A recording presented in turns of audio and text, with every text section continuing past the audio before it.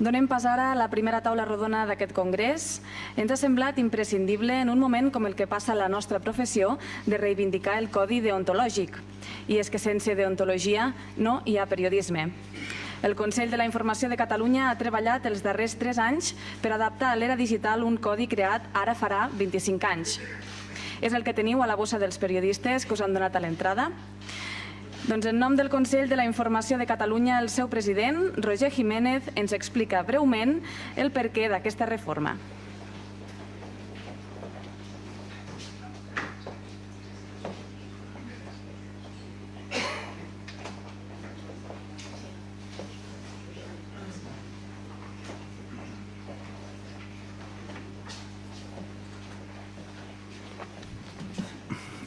Bé, molt bon dia a tothom.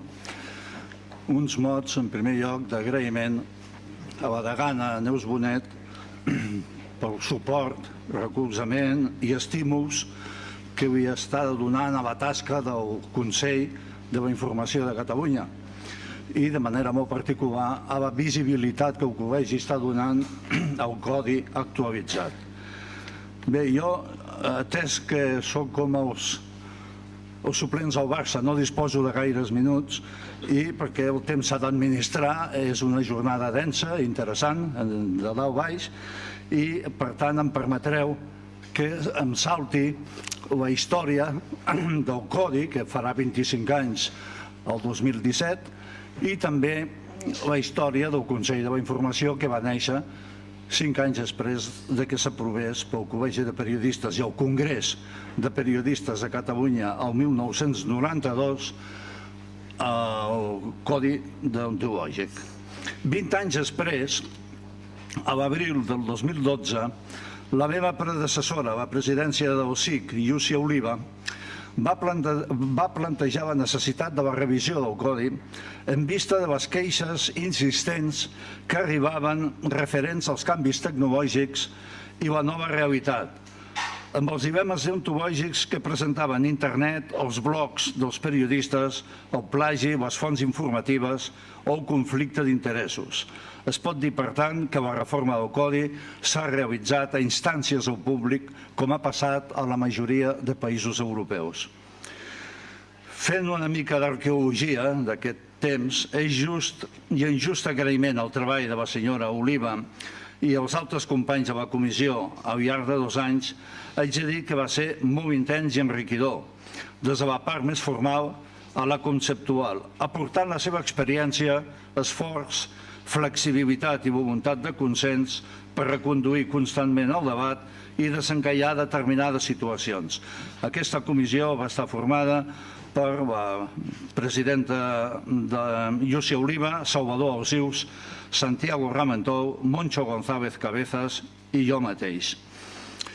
Si fem una comparativa entre un codi i l'altre, tenim l'antic i el modern, els canvis principals de la reforma veurem que s'han plasmat en els criteris 1 i 2 que tracten del compromís dels professionals amb la recerca de la veritat i d'acostar-se a la realitat dels esdeveniments amb la màxima fidelitat possible, així com evitar perjudicis amb informacions sense fonament i donar oportunitat de resposta als afectats.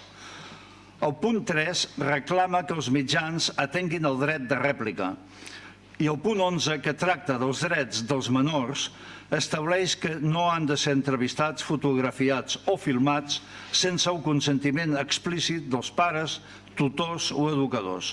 El punt 12 demana especial sensibilitat amb la diversitat i actuar en sentit de la justícia i respecte a les persones i als grups afectats.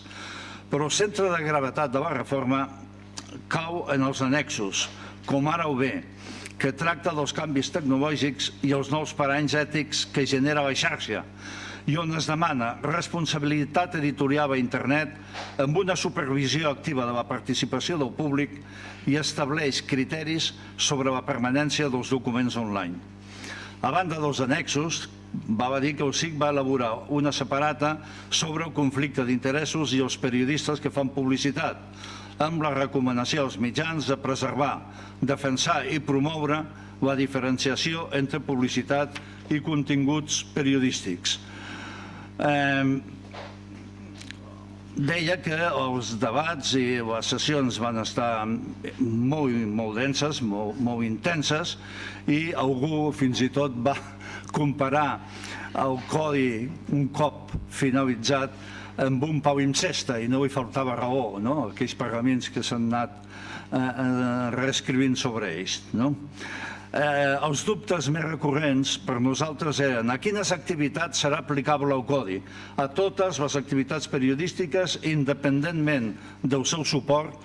La resposta unànime va ser que els grans principis de l'ètica periodística són d'aplicació per a tots els mitjans i suports, així com per totes les modalitats i àmbits de la informació. També s'havia de definir els límits de la nostra actuació, si és aplicable als periodistes i mitjans que l'han acceptat i els que no, què? Doncs es va decidir que tant si treballa enquadrat en una organització o com a freelance, ell o la periodista es caracteritzen per la seva feina imbuïts d'un compromís especial de rigor i de diligència en la recerca de la veritat.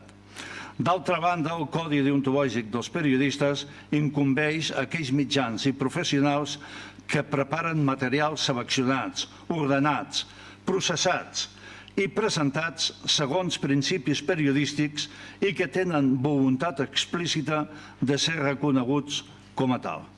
El codi no contempla la casuística concreta de cada plataforma informativa i es centra en refermar criteris bàsics que la professionalitat i el sentit comú han de poder fer aplicables a cadascuna de les noves situacions imaginables. Bé, doncs, jo acabo aquí i ara ve la part important de la taula rodona on s'ha de veure quin encaix té aquest codi al periodisme pràctic. Moltes gràcies.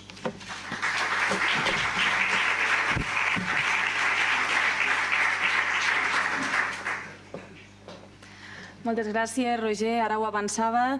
Doncs parlem del codi deontològic i del seu paper al carrer. Com l'apliquem a la pràctica? En som prou conscients? Fins a quin punt el sabem defensar i l'exigim a les nostres pròpies redaccions? Com interfereix la precarietat laboral en l'aplicació d'aquest codi? Hem volgut compartir aquestes preguntes amb Salvador Alsius, vicepresident del Consell de l'Audiovisual de Catalunya i conseller del Consell de la Informació de Catalunya, Pere Rossinyol, soci redactor d'Alternatives Econòmiques i Mongòlia, Vicent Partal, director de VilaWeb i president de l'European Journalism Center, Milagros Pérez d'Oliva, periodista i exdefensora del lector del País, i Laura Fanals, periodista del Diari de Girona. Modera aquesta taula la periodista de Televisió de Catalunya, Montserrat Besses.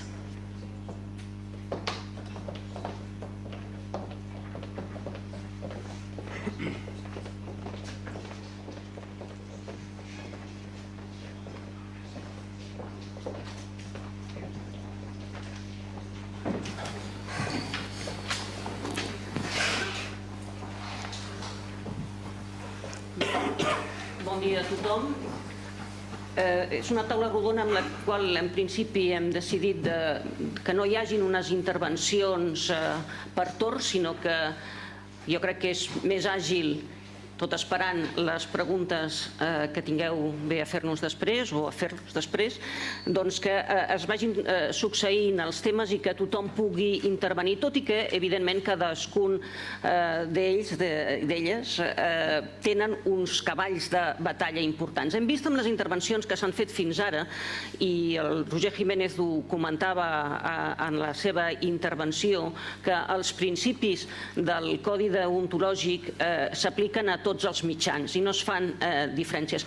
Deixeu-me que agafi prestada una imatge, una metàfora d'un col·lega francès que deia que això dels mitjans i els suports al capdavall són les canonades i periodisme és el que circula per dintre de les canonades. Aleshores, el que hem de vigilar jo crec que és justament els continguts, és a dir, què fem circular per aquestes canonades i com, a vegades, les canonades més estretes, més amples, d'un material o d'un altre, poden alterar o adulterar el que hem de fer passar per aquestes canonades. Hi ha després també un altre eix que serà també el que ens guiarà, que seran les condicions que ens permeten aplicar o no aplicar aquest codi deontològic.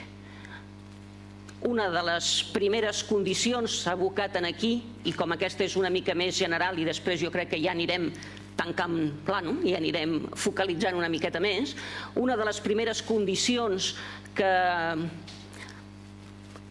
influeixen en justament què fem passar per les canonades, s'ha esmentat aquí, és la precarietat laboral. La més jove, com aquí els que ja tenim, uns quants ja tenim una certa edat, la més jove dels que estem aquí dalt és la Laura. Jo crec que ella, que és a més la que s'enfronta més directament amb aquesta precarietat, perquè és veritat que les noves fornades de periodistes tenen unes dificultats que potser en alguna època no existien, almenys no amb les mateixes característiques en quant a la precarietat, tot i que evidentment sempre hi ha hagut, però jo crec que les d'ara es plantegen d'una altra manera i poden influir encara molt més amb els continguts. Jo li donaria la paraula a començar a la Laura, sabent que evidentment, com la precarietat és una cosa que ens afecta a tots i a que tots ens condiciona, tots i cadascú de vosaltres us podeu afegir a la Laura i tractar aquest tema. I després ja anirem tancant una miqueta més i anant a punts més precisos. Laura? Moltes gràcies. Hola a tothom. Bé, jo crec que com a societat hem d'entendre que la informació no es pot entendre sense tenir en compte les condicions laborals en què es produeix. Ja sé que el periodisme mai ha estat la professió més ben pagada del món, que mai ha estat la més estable, però sí que les condicions laborals estan arribant a un moment que cada cop són més precàries, sobretot pels periodistes més joves. Per precarietat vull dir salaris baixos, que crec que és el que a tothom li ve al cap de seguida, com per exemple, i casos reals de cobrar 4 o 5 euros per peça, cobrar 200 euros al mes i que te puguin exigir 2 articles diaris propis. Llavors, això és una part molt important de la precarietat, els salaris baixos, però també em refereixo a una idea més àmplia de precarietat que inclou el fet que cada cop hi hagi menys periodistes contractats, més gent que cobra per peça, gent que se li exigeix fer 1000 coses a la vegada, que ha de saber de televisió, ha de saber de ràdio, ha de saber d'internet, ha de ser community manager, ha d'escriure bé, que tot això, a més, ho ha de fer cada vegada amb menys temps, perquè el flow d'informació 24 hores ens exigeix estar actualitzant la informació constantment. També tot això fa que les condicions en què treballem cada dia ens siguin més complicades, sobretot això pel que us deia, per periodistes joves. Això vull deixar clar que no és cap excusa a l'hora de complir el codi deontològic i crec que la majoria dels que estem aquí, dels que estan fora, ho tenim clar.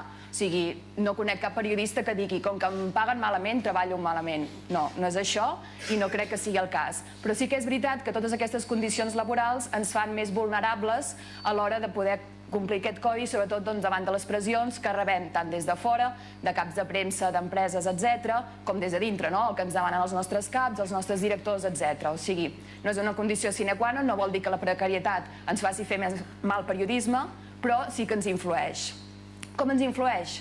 Doncs bé, crec que entre tots intentem que ens influeixi, el que es deia, el mínim possible, però això passa. Per exemple, companys meus reals, casos reals, d'algú que em diu, doncs jo treballo en una ràdio, cobro molt poc per peça, sempre intento contrastar les notícies, però bé, si alguna vegada no ho aconsegueixo, jo tiro igual.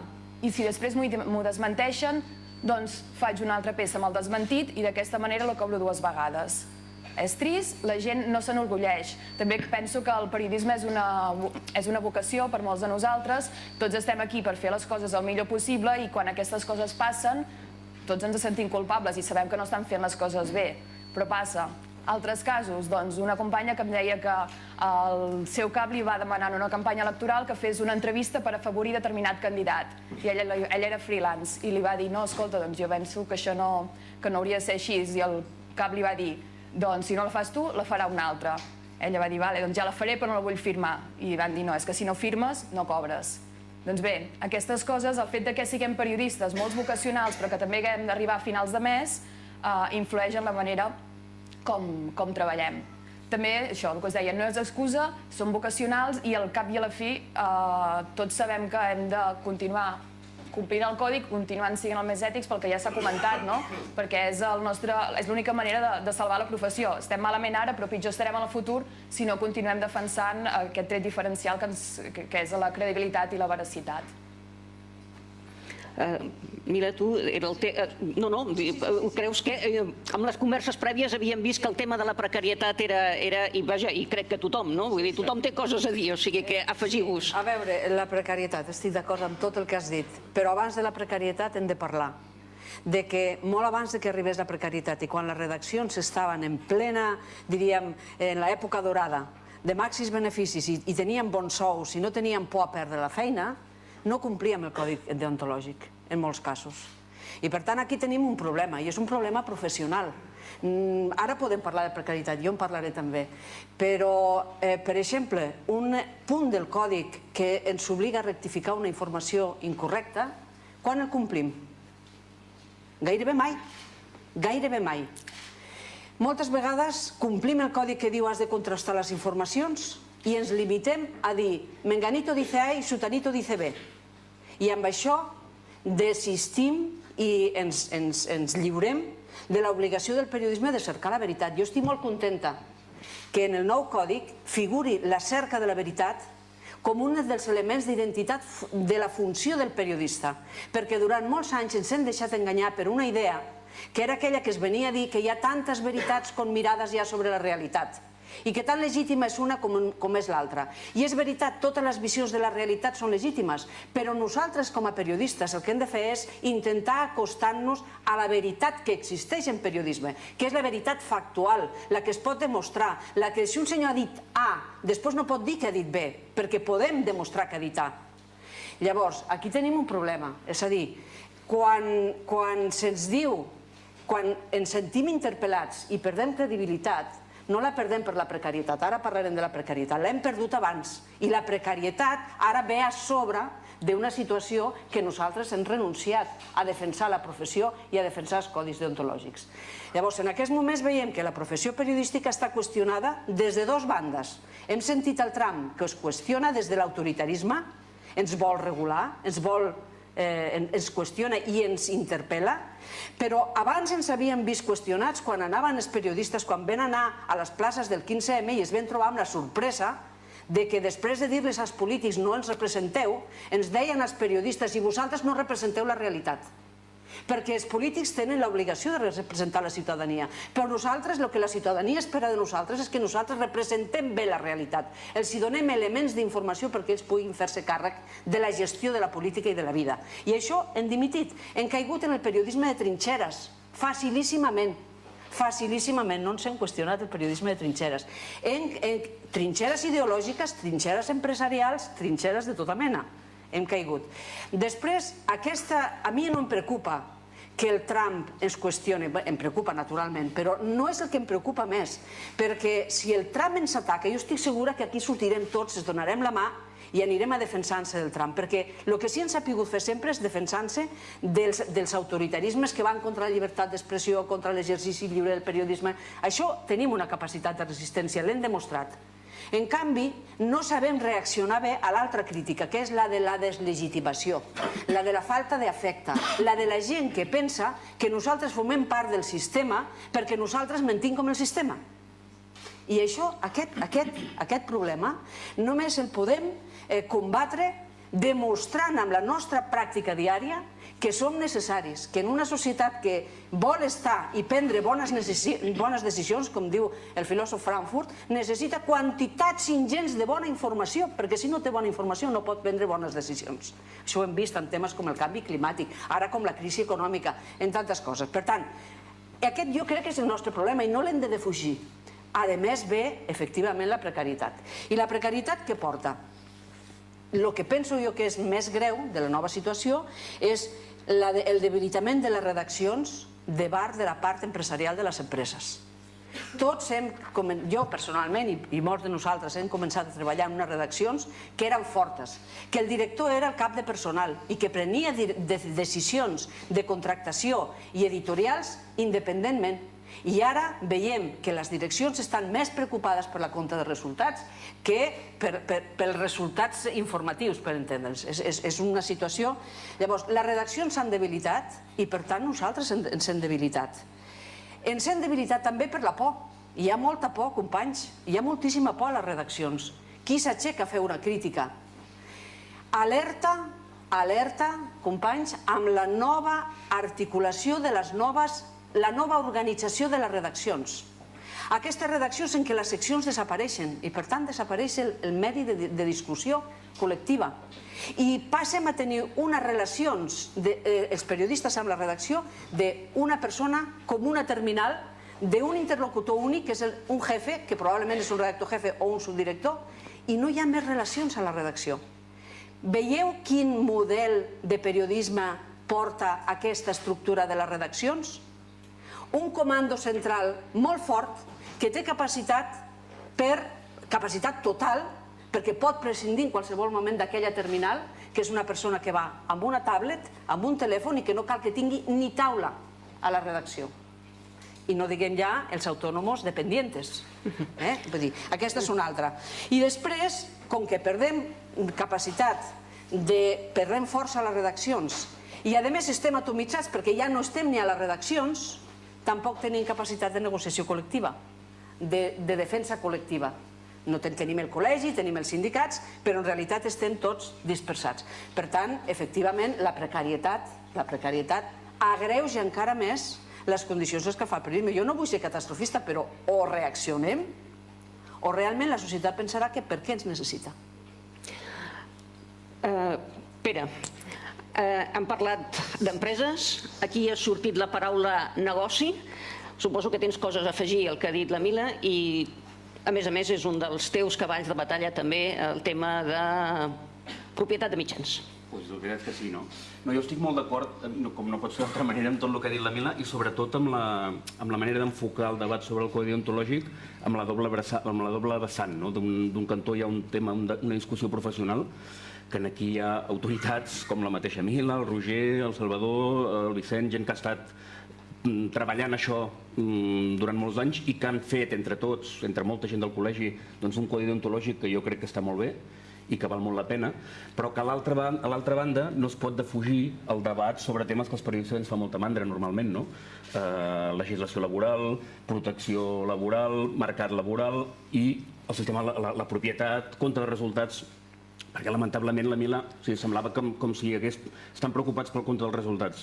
Estan tots pràcticament quebrats, els grans mitjans. No és que estiguin preocupats per repartir dividendos, sinó perquè quebrats, jo crec, la majoria.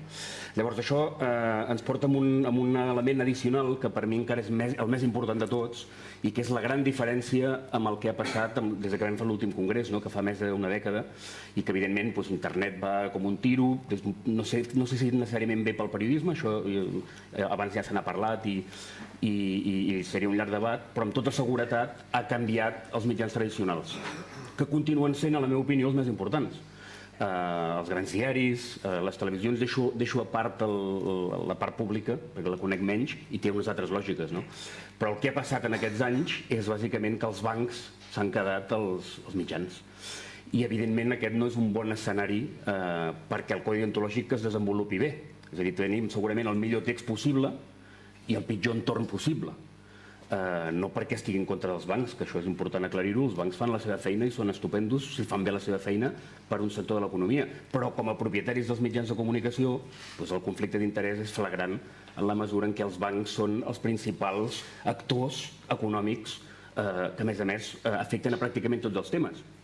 Afecten no només al sector bancari tradicional, sinó que són els principals accionistes de les grans empreses, són els que fan les pensions privades, són els que fan les preferents, són els que col·loquen seguros de mèdics, etc. Per tant, és un entorn en què si es combina amb la precarietat i amb la dificultat que les redaccions puguin fer bé la seva feina, doncs el resultat és desastrós. Ens podem trobar amb el perill que aquest codi deontològic sigui com les constitucions de la Unió Soviètica, que eren fantàstiques. Tu llegies allò i dius, tens tots els drets del món, però després això no té res a veure amb la realitat. I jo crec que això ens fa molta mandra, perquè no és la nostra feina és discutir, com deia la Mila, de per què, com s'ha de rectificar i si les dues opinions van al mateix. Això és la feina del periodista. Però no ens queda més remei que, si volem que això sigui de veritat, ficar-nos molt seriosament amb tots els altres temes perquè ens hi va la vida, perquè això no sigui una constitució de la Unió Soviètica. Algú vol afegir alguna cosa? El que ha dit ell? Avancem una miqueta més. Tornem a les canonades, que dèiem. Vicent, parlem. Aquí ha sortit el tema de la veritat i ha sortit el tema, dèiem, per simplificar, les canonades i el que posem per dintre. El codi deontològic no fa distinció entre suports, per tant, tots són principis, per dir-ho d'alguna manera, universals. I amb internet? Què passa amb internet? Què passa amb les plataformes digitals, els diaris digitals? Bon dia. A mi m'havien demanat precisament que entrara aquest tema perquè és una obvietat que el gran problema és internet, per damunt de tots els altres, no? I per tant jo havia preparat una explicació que no sé si quadra molt amb el model de taula, però ho intentaré. Llavors, és molt obvi que és això. És a dir, nosaltres, la irrupció d'internet al nostre país, sobretot, ha permès moltes coses, però n'ha permès una molt perillosa, que és l'entrada del periodisme groc. Abans no n'hi havia i ara hem vist no només que apareixen capçaleres que fan periodisme groc com per sistema, sinó que fins i tot capçaleres respectables, és el cas de La Vanguardia, en internet fan periodisme groc, un periodisme groc que no s'atrevirien a fer mai en el paper. El problema principal, jo crec que, per tant, del codi deontològic no és tant que l'escrivim, que som un país que escriu codis fantàstics i té institucions fantàstiques que després no funcionen, com que siguem capaços de crear un entorn que faci que aquells que el violen tinguin que fer front a aquesta violació i tinguin que ser responsables d'aquesta violació. En aquest sentit, el gran problema és Facebook. Ja ha aparegut un parell de vegades. Facebook és la gran amenaça pel periodisme i per la democràcia. Facebook és una empresa, el negoci de la qual consisteix en que els lectors de Facebook, que són tots, llisquen notícies, com més sensacionalistes millor, si són falses no passa res, perquè del que es tracta és que la gent que s'autofirma llegint aquestes notícies després les envia de manera boja a tots els seus amics per a que hi hagi encara més clics i aleshores Facebook guanya encara més diners. Per tant, es crea una estructura en la qual les falses notícies i el clickbait són no només acceptades, sinó premiades sense discussió. I això arriba a extrems grotescos, de gent que té catàlegs de notícies falses que saben que funciona. No sé si havien quedat que n'hi havia unes il·lustracions. Per exemple, això d'aquí, a dalt veuen una notícia de Nació Digital del 2014, moren 7 avis que participaven en una orgia, a baix veuen una notícia del Món d'aquest mateix any, 7 morts en una orgia de gent gran. Bé, evidentment la notícia és falsa i laborant l'any que ve en mans d'una altra gent, etc. El problema és que tot això està deslegitimat, tot el món en parlem, n'ha parlat el Dan Gilmour, n'ha parlat el president, tot el món en parla, però ningú fa res per aturar aquestes coses. I no només no fem res, sinó que ho validem i li donem importància i li donem categoria de que pot haver gent que està fent això i no passa res. De fet, d'aquí una estona, gent de l'empresa que ha introduït el clickbait a Catalunya ens parlaran de lo dolent que és el clickbait per a la professió i no passarà res. Un problema relacionat amb això és que les dades es manipulen. En aquest país van decidir entre tots que l'OJD valia per a mesurar l'impacte de les dades i, per exemple, l'OJD permet coses com aquesta. Això és una empresa que a l'editor de la revista Núvol li va oferir el mes de setembre, ho mire perquè són dades concretes i no voldria equivocar-me, li van oferir 1 milió de visites úniques al mes per 1.600 euros. I li van dir que el 8 de setembre havia tingut un pic de 2.000 visites, que efectivament el va tenir sense que ell l'hagués demanat. Quan això se li va comunicar a l'OJD, ni tan sols es va preocupar de retirar les 2.000 visites falses que el propi editor li deia que eren falses. Si tenim en compte que la Generalitat de Catalunya paga 0,10 cèntims d'euro per cada visita de mitjana anual i aquesta gent cobra 0,001 euros per cada visita, doncs resulta que contar mentides i generar tràfic fals és negoci a Catalunya, que és una cosa que als periodistes jo crec que ens podria importar. És molt fàcil detectar el clickbait, si no es detecta és perquè no es vol. N'hi ha una altra dada, aquí tenen les dades del mes passat de l'OJD, és molt evident veure que n'hi ha molt pocs mitjans que tenen pràcticament cap visita portada. El Nació Digital 477, el Món del Camp 1,27, vol dir que només 1,27 persones que entren en aquest mitjà passen per la portada d'aquest mitjà, per tant és molt evident del que estem parlant. Tot això, a més, ho hem d'incloure en un altre vessant, que és que aquest estil de practicar periodisme s'amaga darrere d'una altra cuirassa, que és la de fer servir marques que després no són visibles. A dalt tenen una notícia del món, la dona que refrega semen del seu amic per la cara per tenir una pell més suau, a baix una notícia del Nació Digital, Miley Cyrus es deixa tocar el xixi pel fans en un concert. Si vostès veuen aquestes dues webs, com que l'objecte dels obliga, veuran en les seues webs que diuen que són del món i del Nació Digital, però si van al Nació Digital i al món no veuran que bona part del tràfic el troben d'aquestes webs. Jo crec que som un país molt poc seriós, on les institucions polítiques i professionals no fan la feina que haurien de fer, tan simple com això, i per a la qual han estat creades i on permetem impunement que les coses es facin sense que tinguin preus. I aleshores a mi em sembla fantàstic dotar-nos d'un codi deontològic renovat, però em sembla que si els periodistes no parlem clar, no expliquem les coses que fan i sobretot no denunciem determinades pràctiques i no reclamem que la professió i les institucions, a part de signar codis deontològics, facin alguna cosa per acabar amb aquest model de periodisme, doncs no aconseguirem res. A mi em sembla que continuaran passant aquestes coses que he descrit o més, especialment si a sobre legitimem els mitjans que les fan. Salvador, suposo que tens material per comentar, hi han d'haver-hi estructures, el codi serveix per alguna cosa, si no hi ha manera de vigilar per la seva aplicació, i vigilar segurament no és una paraula que m'agradi, M'ho han xapat tot. No, però jo m'estava fent una pregunta que trasllado aquí.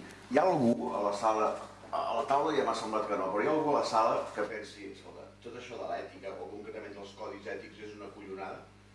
Perquè, sisplau, és que seria molt interessant que sortís algun company que digués això. Aquí no, puta mia. Presentem més o menys sempre els mateixos, no? O gent d'un tarannà semblant i tal. Però n'està ple. N'està ple, Siguem-ne conscients. Jo de vegades m'he trobat en algun debat on sí, han posat a la taula algú d'aquests que diuen, escolta, això de la informació és com vendre texans o bolígrafs i tal, és una mercaderia que es compra i que es ven i que per tant no hi ha més que parlar, no hi ha cap altra cotilla que l'hagi de condicionar.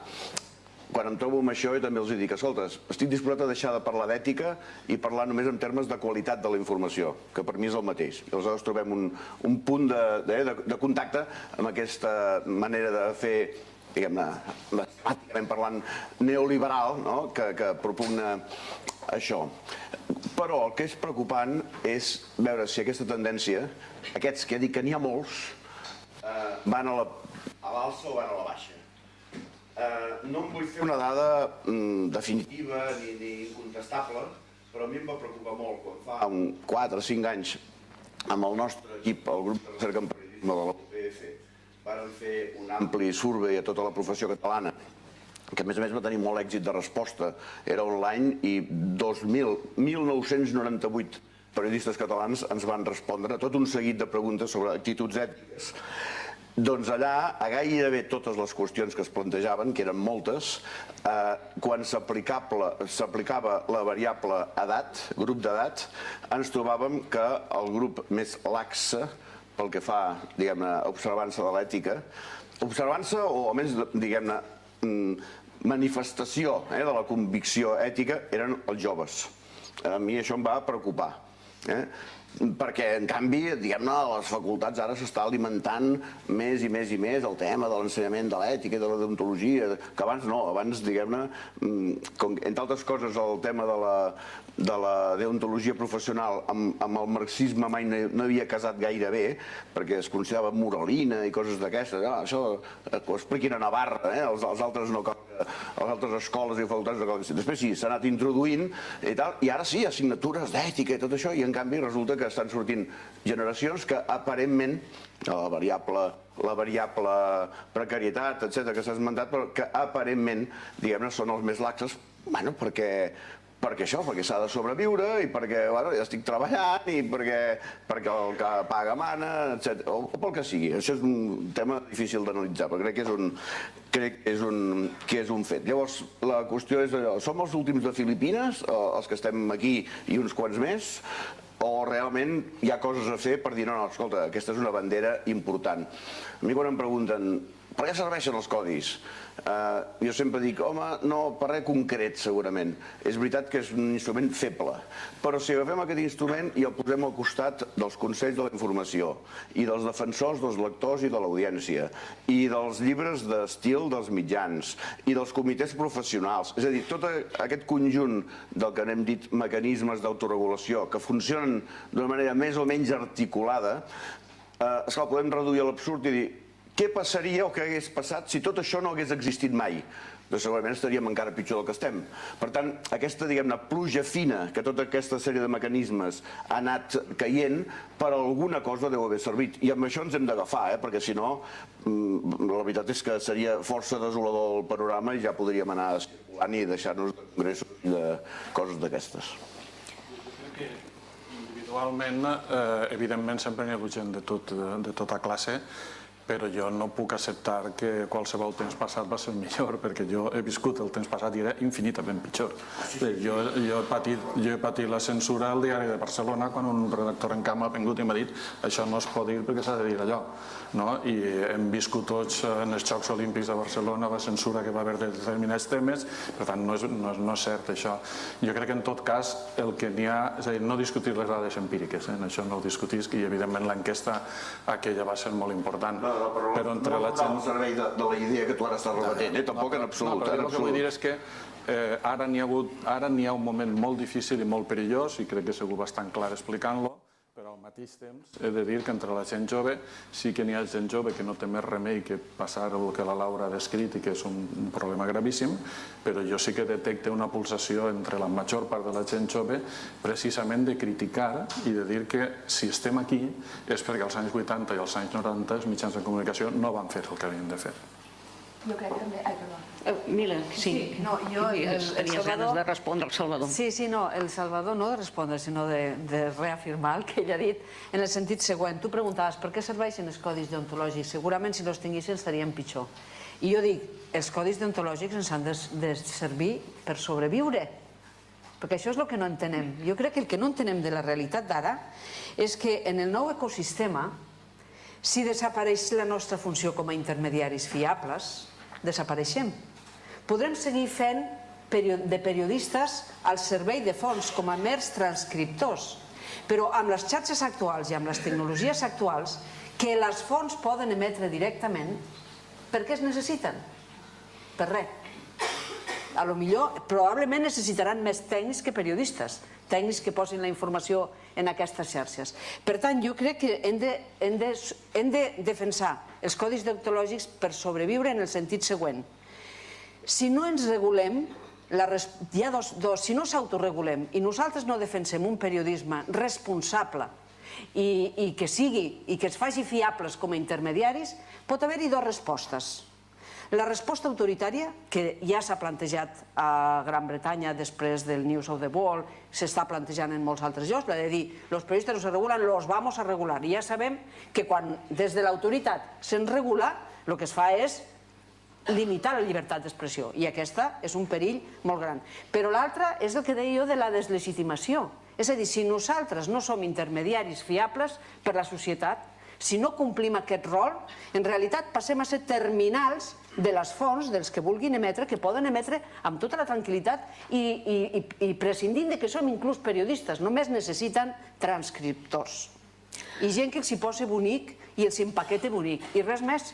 Laura, 2 segons, només un incís, un parèntesi, perquè la Mila ha parlat d'autoregulació i el Salvador té una anècdota, per dir-ho així, sobre el tema autorregulació que lliga amb la història del codi deontològic. La paraula ha sortit ja diverses vegades. Un safat a la Mila. Diguem-ne, estic disposat, sense que serveixi de precedent, a explicar una batalleta.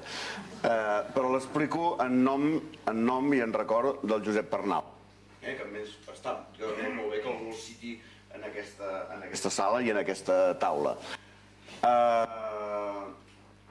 El Josep Arnau, sent degà del Col·legi de Periodistes, va ser, diguem-ne, el que va concebre de dir, bueno, aquí estaria molt bé que tinguéssim un codi dels periodistes catalans.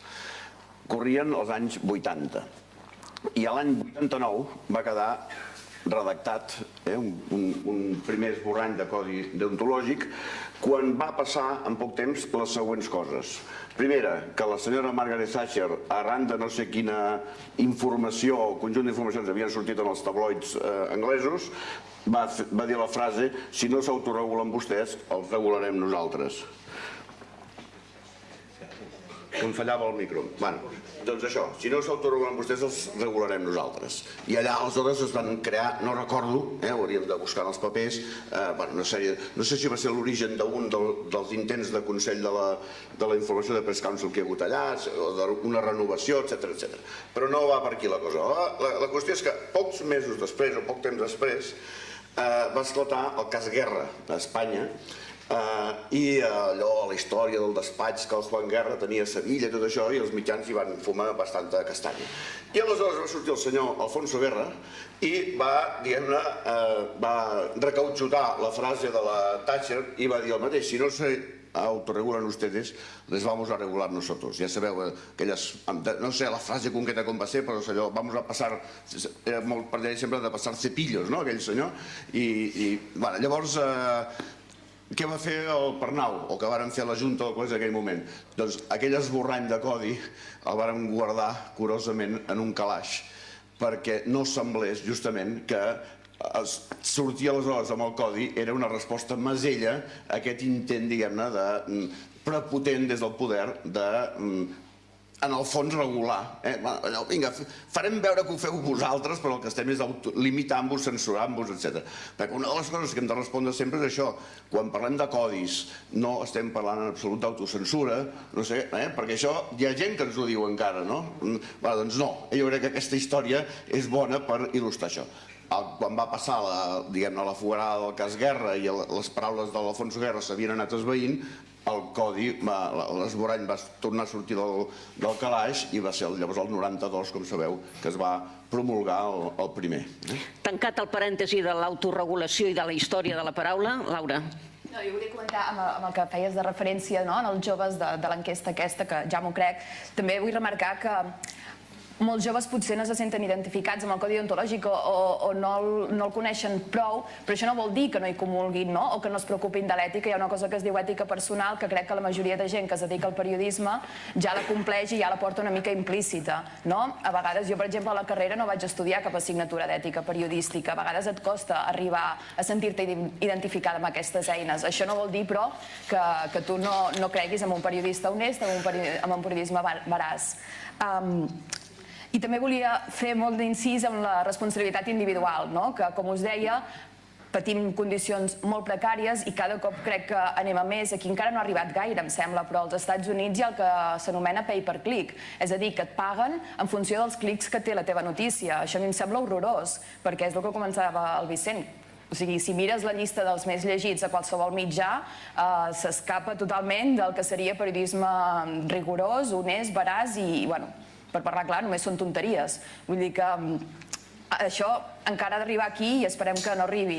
Però bé, malgrat totes aquestes condicions, això, el que volia subratllar és el compromís individual de cadascú. Al final, l'últim responsable del que surt publicat ets tu, i ets tu el que poses el teu nom i ets tu el que fas la teva notícia. Llavors, crec que hem de ser molt conscients de la situació que hi ha i saber que no és una situació individual de cadascú, sinó que és una situació com a col·lectiu, però que això ens ha de donar encara més força per dir, vale, doncs, malgrat com estic, malgrat les condicions en què tinc, necessitem continuar fent bon periodisme perquè és l'única manera que sobrevisqui la professió, perquè ara potser tenim feines precàries, però és que potser d'aquí 20 anys ja no n'hi haurà per periodistes.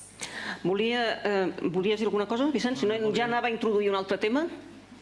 No, endavant. Jo volia insistir en el fet que el codi és necessari, però és absolutament insuficient. Mentre com a país no tinguem institucions que obliguen a defensar el codi, no farem res. Si nosaltres ens queixem tots del minutatge de les campanyes electorals, si tinguérem un CAC que en aquest cas no vull posar en cap compromís a Salvador, que és el professional del CAC. Un CAC, has dit. Un CAC. És un CAC.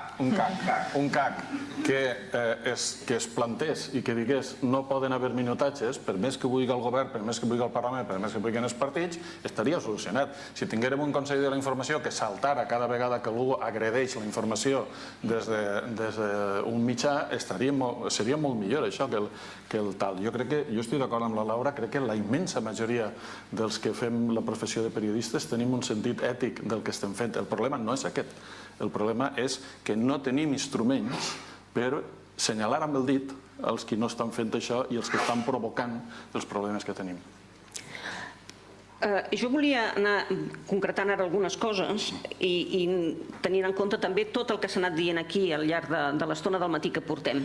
Si ens agafem el codi, en el primer criteri ens parla dels mitjans han d'observar sempre una clara distinció entre les informacions i les opinions, fins aquí cap problema. Difondre únicament informacions contrastades amb diligència. La Mila ha parlat de les fonts i que a vegades només necessitarien transcriptors. La meva pregunta és, som conscients que a vegades només fem de transcriptors? És a dir, abans en Jaume Giró també ha parlat de justament els gabinets de comunicació i parlava ell de transmetre el missatge i com escollir un mitjà, etc. Transmetre un missatge ens ho plantegem, vull dir, és una expressió que faríem nosaltres servir com a periodisme, transmetem un missatge. Per insistir una miqueta en aquest tema i us passo la paraula perquè contesteu.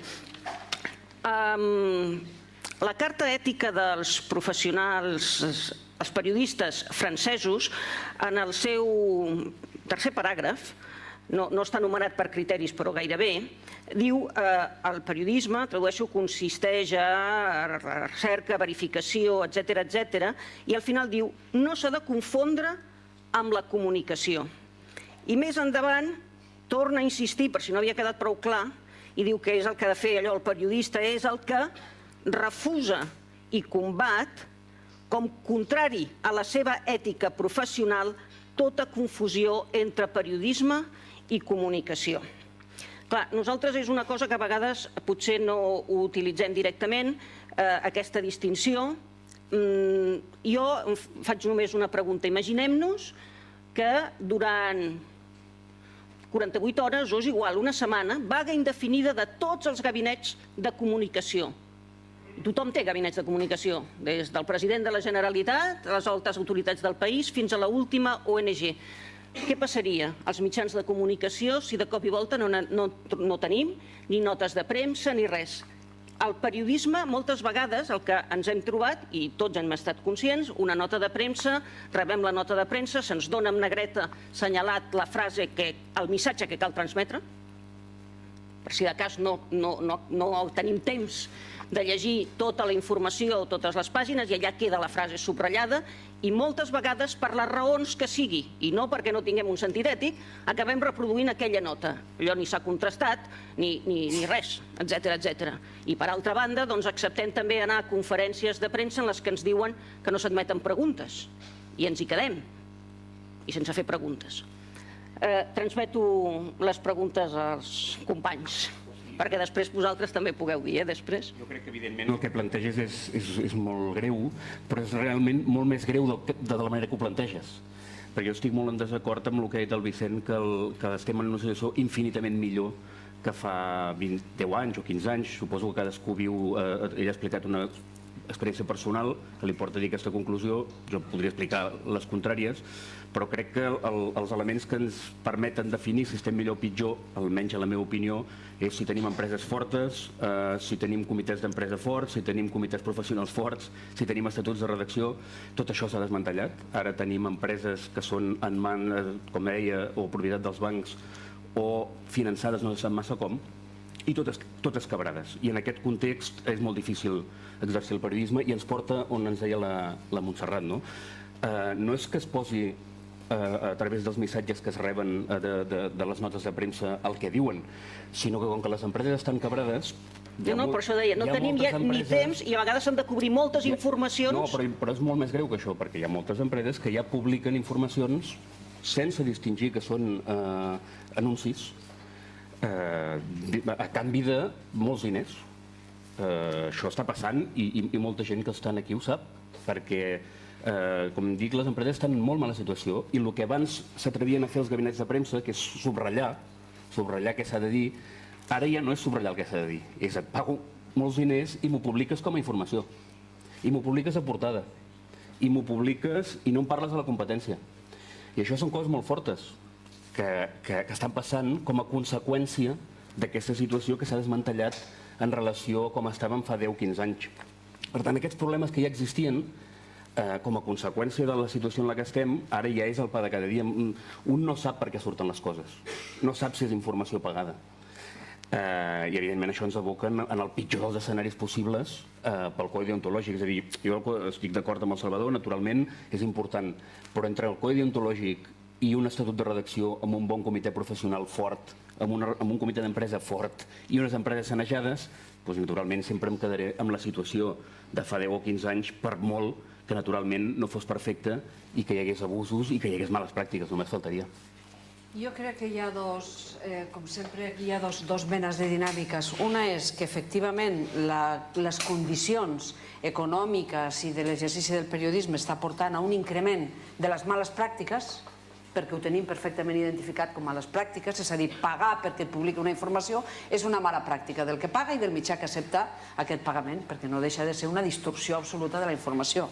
L'altra és una creixent, diríem, desdibuixament de les fronteres entre informació, comunicació i publicitat, inclús amb la participació de professionals que, utilitzant la seva marca com a professionals d'informatius, serveixen a campanyes publicitàries de determinades marques. I això està en el codi, però en això veiem que creixentment s'està plantejant.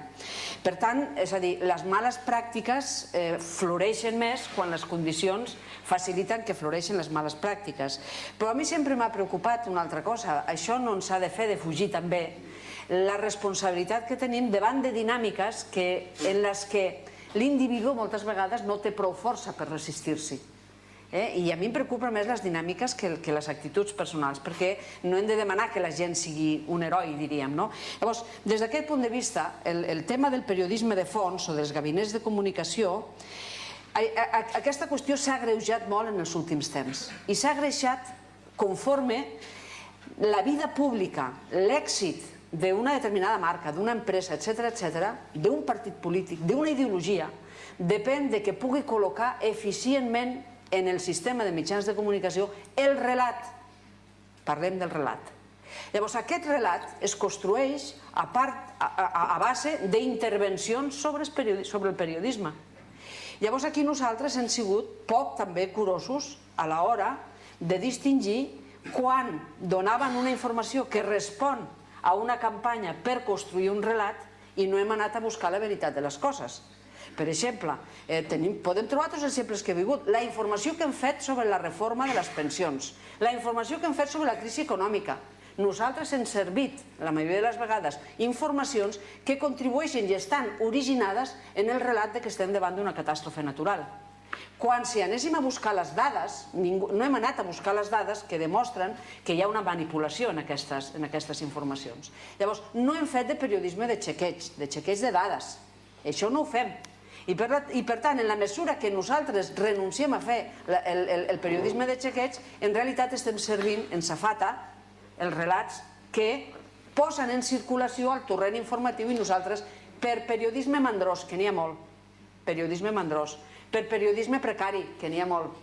Doncs aquestes notes de premsa, aquests relats que ens venen, entren als nostres mitjans amb una facilitat, sense cap resistència, com mai. Mai havien trobat tan poca resistència en els mitjans. És que moltes vegades es transcriuen directament i es firma algú i pots identificar que posa els mateixos adjectius que porta la nota de premsa. Això és mala pràctica, un altre tipus de mala pràctica, però jo crec que també és important. Jo crec que és un moment molt confús, perquè estan passant moltes coses simultàniament, i per tant és normal que arribats al moment una situació en la qual ens costa molt delimitar coses. Però si no les delimitem no ens entendrem. Primer, és absolutament d'acord en que comunicació i periodisme no és el mateix. El periodisme és una part de la comunicació, però la comunicació supera el periodisme. Segona, la crisi dels mitjans no és la crisi del periodisme necessàriament. Jo no puc estar d'acord amb la idea de que fa 20 anys tot era millor perquè alguns mitjans eren més forts, perquè no era millor. És evident que no era millor en termes de llibertat d'expressió, en termes de més gent podem parlar, en termes de més socialització de la informació. Per tant, que els grans mitjans estiguen en crisi no vol dir que el periodisme estigui en crisi. Però evidentment que n'hi ha una crisi perquè els grans mitjans estan en crisi i perquè n'hi ha tot això que estem parlant, etc. Però insistís, com a societat, jo crec que el problema principal que tenim és que no som capaços, com passa en altres societats, no som capaços de tenir autoritat per plantejar, en cada cas, quan una cosa passa, plantejar una resposta des de l'ètica del periodisme. Perquè aleshores passen coses incomprensibles. Jo he sentit la intervenció del president Puigdemont i el conec de fa molts anys i és un periodista i sé que està profundament preocupat per el que està passant, però clar, dius això i al mateix temps el Parlament Junts pel Sí aprova que els fotògrafs se'ls pot treure això de la màquina quan fan una foto que no toca. Home, doncs el col·legi de periodistes hauria d'alçar-se i dir-li al president, això no és congruent el que està dient vostè amb el que està fent en el Parlament. Quan te trobes que determinats mitjans fan determinades coses, el col·legi de periodistes del Consell de la Informació hauria d'alçar-se i dir, perdó, és que això no és...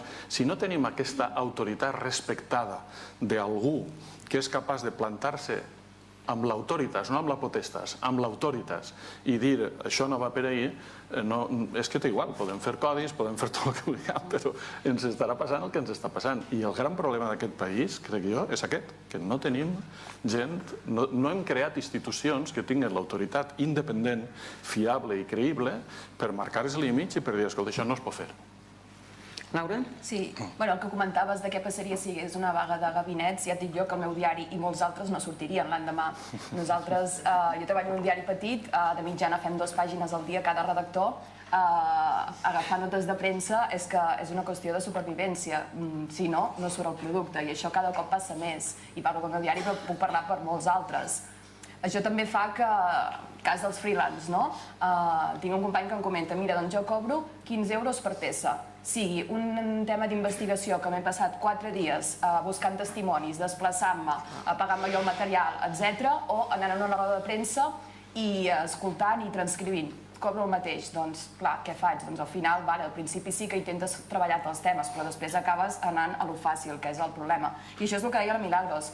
Les empreses ho saben, les institucions ho saben, tothom ho sap i cada cop més rebem ja no només la convocatòria de premsa, sinó, no farem roda de premsa, però us enviem el tall de veu, la nota escrita, perquè te l'envio també en Word perquè la puguis copiar-pegar i el tall de televisió si cal. I és veritat, i cada cop, clar, els mitjans s'estan fent més d'aquesta manera. I llavors ens trobem que estem a l'era de la informació, que tenim més informació que mai, més possibilitats de comunicar-nos que mai, i tots acabem comunicant el mateix, perquè no hi ha recursos per fer una informació diferent i de qualitat. I així ens va. Jo crec que estem esgotant una miqueta ja el temps i hauríem de passar a les preguntes a la sala, o sigui que m'imagino que en deuen haver-hi algunes.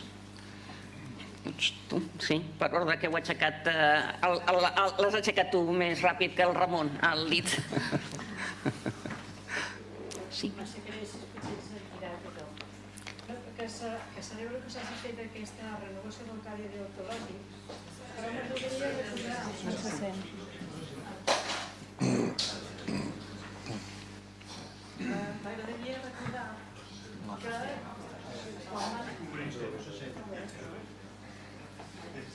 M'agradaria recordar que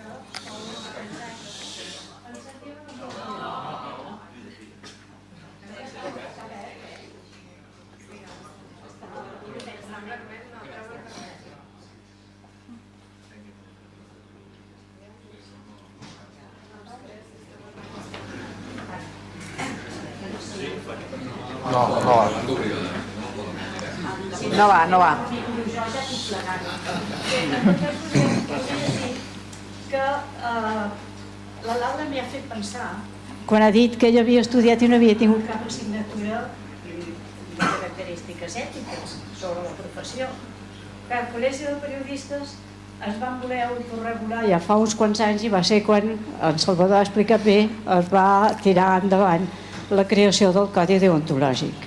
En un moment donat, aquest Codi Deontològic ja vam veure que havia quedat no desfasat, però sí que en canvi havia d'incorporar noves eines perquè la professió s'havia eixamplat cap al món d'internet i que per tant això no es contemplava en els primers 12 punts que vam crear del Codi Deontològic. M'agradaria preguntar a tots i totes les que som aquí quantes de vosaltres coneixeu exactament els punts del Codi Deontològic. Com que ens vam adonar que això no existia, és a dir, que hi havia un desconeixement total del Codi Deontològic, vam crear una campanya en què vam fer uns cartells i uns calendaris de sobretaula perquè cadascú de nosaltres pogués tenir ben present a l'hora d'elaborar la informació el Codi Deontològic.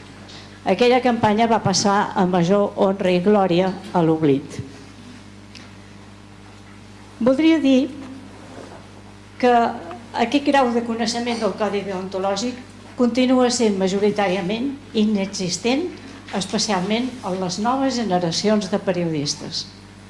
Periodistes que en moltes ocasions han hagut de buscar feina o bé a mitjans digitals o bé fins i tot això que estàvem parlant fa un moment i que qüestionàvem, les informacions que ens transmeten a través dels gabinets de comunicació. Hi ha diverses coses que em preocupen i una d'elles és la que remarcava ara fa un moment la Milagros. Aquesta ratlla tan fina i tan transparent que fa que no sapiguem el que és exactament la informació i la comunicació. Tenir una eina com és el Codi Deontològic, que va de la teoria a la pràctica, crec que seria una obligació sine qua non de tothom de tenir-la ben apresa i ben memoritzada. Veig que en aquesta reforma que s'ha fet, que és bastant exhaustiva, s'hi recull una campanya que va fer el Col·legi de Periodistes sobre no em diguis il·legal, juntament amb la Comissió de Defensa del Col·legi d'Advocats ja fa uns anys. Crec que és un encert recollir-ho. Es parla del tractament informatiu de la immigració, d'aquesta gent que es veu obligada a marxar dels seus llocs d'origen per poder salvar les seves vides i per poder guanyar-se la feina i la vida. Però també veig amb preocupació que el col·legi, que sempre hem fet un pas endavant referent a la resta de col·legis professionals o associacions de la premsa que hi ha a la resta de l'estat espanyol, hi ha una qüestió que s'ha oblidat d'incloure i que a mi particularment em dol, perquè el mateix col·legi, amb diferents institucions, va crear les recomanacions sobre el tractament de la violència de gènere. No fa pas tants dies, dissortadament, hi ha hagut diversos casos de noies desaparegudes i hem arribat gairebé a parar en les informacions el dissortat cas de les noies d'Alcàsser, que va ser una fita important en quan es va trencar aquesta barrera de la comunicació i la informació.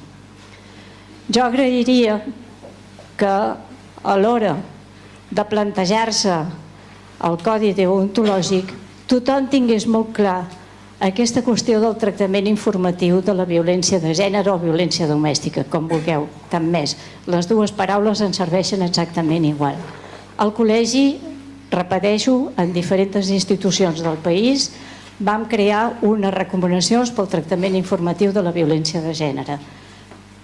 Es va fer una exhaustiva propaganda. També ha passat desapercebuda.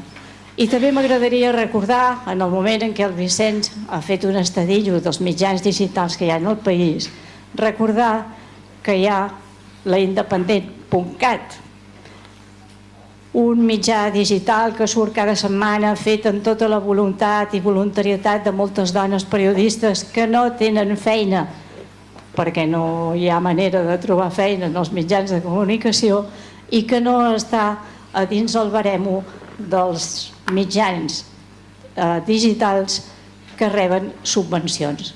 Us ho dic perquè crec que aquesta és una qüestió prou important, perquè cada setmana moren moltes dones a mans dels seus companys i companyes. El Salvador volia respondre, es demana? Sí. Un petit apunt, perquè és que a més, aquesta qüestió per part de la Montserrat me l'esperava perquè me l'ha fet a la porta abans d'entrar. A veure, us faig 5 cèntims, parlant una mica el que abans ha explicat molt ben explicat en Roger, de com vam treballar aquesta comissió, que vam fer la proposta de renovació del text del Codi. D'entrada ens vam posar d'acord, van ser moltes sessions, però diguem-ne que les 3 primeres les vam dedicar a posar-nos d'acord en com volíem treballar, què volíem fer. I de seguida vam veure que el que no podíem fer era canviar els 10 manaments, per entendre'ns. És a dir, els 12 principis en diem, no?, que constitueixen el Codi, aquests havien de quedar més o menys igual. Van veure que s'havien de reescriure, en alguns casos, per clarificar punts. Possiblement hi ha una qüestió que si tingués temps m'agradaria explicar del número 1 i del cavall de batalla que en Santi Raventó va portar amb això, a veure si tinc temps. Però en tot cas això, diré, escolta, els 12 reescrits, perquè no pot ser que diguem Consell de la Informació, doncs això contravé el principi número 4, que abans era el 7, i això que abans estava posat com el 8, hagués sigut un desori a tots els efectes, no? De dir, escolta, els 12 manaments, aquí els tenim i els reescrivim. I aleshores, tota la nova casuística, temes que mereixen una atenció especial, temes que fan referència a plataformes, a canonades concretes, per usar l'expressió que heu fet servir abans, això va als annexos. I llavors, a l'hora de fer els annexos, el que vam fer va ser reaprofitar moltes de les coses que ja existien prèviament, que eren com minicodis que ja tenia el col·legi, i el que potser es va escriure més ex novo va ser el número 2, que ja existia en forma d'un congrés, va exhortar el Consell de la Informació a pensar el treball d'internet, no sé què. Estava d'alguna manera prefigurat aquest camp, però d'una manera molt incipient. De fet, va ser el que ens va donar més i més feina, i dins de l'annex d'internet el que ens va donar més feina va ser concretament el punt del dret a l'oblit, que van fer fins i tot consultes a tots els press councils europeus amb resultats molt diversos. Vam veure que el més calent era l'aigüera i vàrem escriure el que ens va semblar que en aquell moment es podia dir. Aleshores, annexos, treballar d'aquesta manera ens permet anar afegint annexos sense esperar que d'aquí 15 anys es faci un altre congrés. Escolta, surt això sembla que està prou madur, existeix el material, etc. Vinga, annex número no sé quants i li afegim. Una mica aquesta va ser la manera de treballar. Diria més coses, però ja entenc que no hi ha temps. Sí, ens estan apretant. Aleshores, un parell més de preguntes. El Ramon Espuny havies aixecat també la mà. Amb la línia que el que deia el Vicent, el problema del codi ontològic és que no sigui respectat. Aquest és el problema, que no sigui respectat. Quin és el problema, per tant? I tots ho sabem, el codi ontològic no és vinculant. Si fos vinculant i fos d'obligació complir-lo, potser no el firmarien moltes empreses. Aquest és un dels problemes i ho hem de dir, perquè a altres països aquesta no és la situació, el codi és vinculant i això resol molt dels problemes de les pressions laborals, de la falta de mecanismes de vigilància interior com estatuts de redacció i consells professionals que haurien de ser també d'obligat compliment i no només aquelles grans empreses que poden aconseguir negociar-ho. I llavors una qüestió molt important, que sigui vinculant, que hi hagi una autoritat com en l'àmbit de l'audiovisual que vigili, això no és el tema del control directament polític o no hauria de ser. És a dir, més enllà del dilema, si acabo de seguida, entre autorregulació insuficient i control directe dels polítics, hi ha, per exemple, llibres d'estil en mitjans de comunicació públics que estan plens d'aspectes deontològics i que són d'obligat compliment intern. I això no és una censura, això no és una imposició política. Menys mal que en alguns mitjans hi ha encara això, perquè es pot denunciar, com passa recentment amb alguna corporació, que s'està vulnerant. Algú vol contestar? Si no, passem a una altra, perquè dedueixo que no era cap pregunta, era un suggeriment, o una demanda, una petició. Si no... No sé qui té el micro, aleshores... Jo. Hola, bon dia. Molt breu, jo soc molt breu. Jo sóc estudiant de periodisme, vull dir que jo sóc dels joves, dels que té l'ètica laxa, segurament. No, ho dic perquè sembla ser que ara som els joves els que portem els mals del periodisme, però qui controla o qui permet aquesta clicogarquia, com parlàvem abans... Això s'ha dit aquí? No, ho dic perquè... Val. Sensacions. No sabia si algú ens havia de sentir. És una interpretació lliure. Sí, ho dic perquè qui permet que això passi segurament no som nosaltres, sinó els que estan a dalt, que no són tan joves. I després m'agradaria que valoréssiu què us sembla, ara que hem parlat de codi deontològic i d'ètica, que l'inici d'aquest congrés hagi estat un anunci de la Caixa, que també... Per parlar d'ètica, més que res. Merci. Sí, té tota la raó del món. Ja està. Doncs contundent. M'estan apretant perquè em diuen que hem de parar una pregunta més perquè... Seré molt breu. Només... Deixa que en facin vàries. Gràcies per donar-me la paraula. Que les plantegin encara que no les podem respondre, però en tot cas que quedin plantejades les preguntes.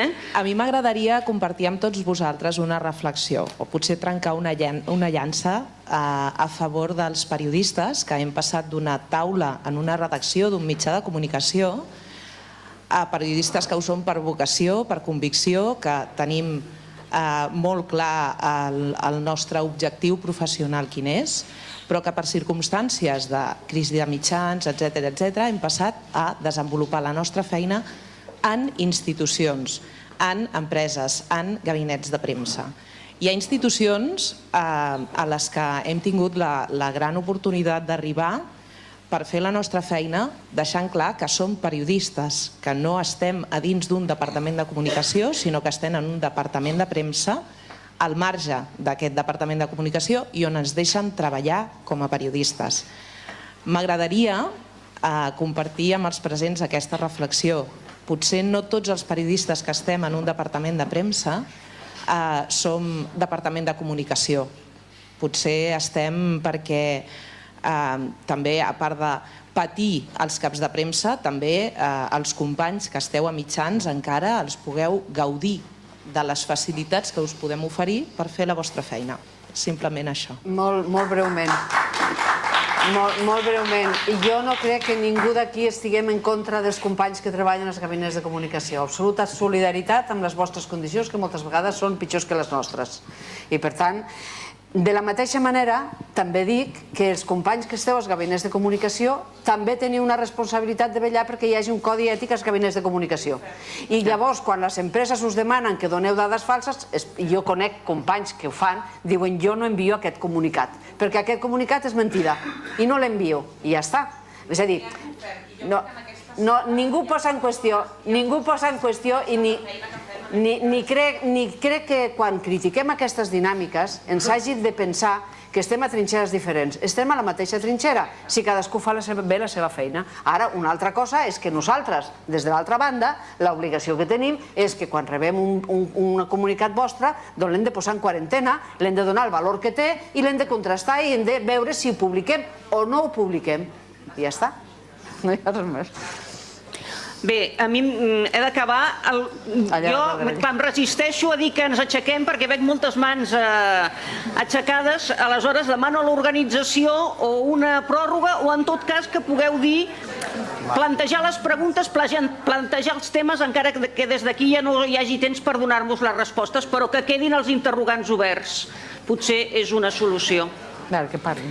Doncs que s'aixequin una o dues paraules i ja està. Hola, bon dia. En relació a el que deia el Vicent,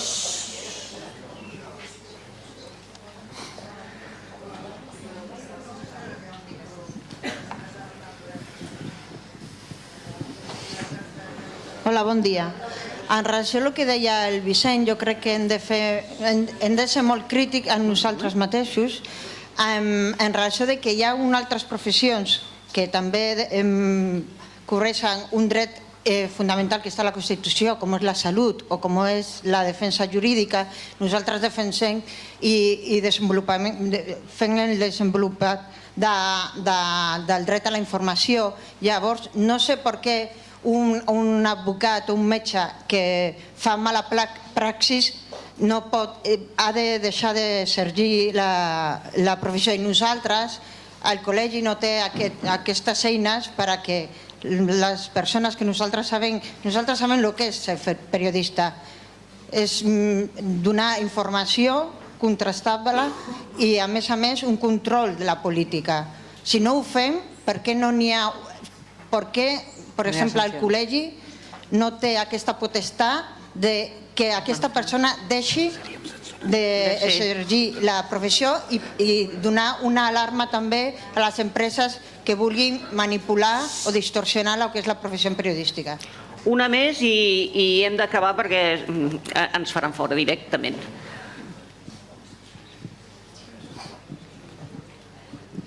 Jo estic d'acord amb el fet que ens falta algun instrument que controli els mitjans, però clar, en Vicent parlava que ens falten institucions. Les institucions les tenim. Tenim el CAC, tenim el SIC. Llavors, aprofitant que tenim el vicepresident del CAC a la taula, jo volia plantejar per què costa tant que el CAC actuï, que el CAC faci algun tipus d'actuació i llavors posar un cas pràctic. No, encara a hores d'ara jo no em sé explicar, em costa molt d'entendre com és que el CAC va multar fa un temps a TV3 amb 90.000 euros per emetre una pel·lícula de Rocky Balboa en horari protegit i en canvi multa només amb 12.000 euros al Punt Avui TV per emetre tota una temporada continguts que no són pels que obté la llicència, que són continguts de proximitat. Si ets capaç de respondre en 15 segons... No, perquè aquí hi ha qüestions jurídiques molt complexes que portarien una estoneta d'explicar-te-les. Estaré encantat de comentar-t'ho fora. Però sí, en canvi, el que diré...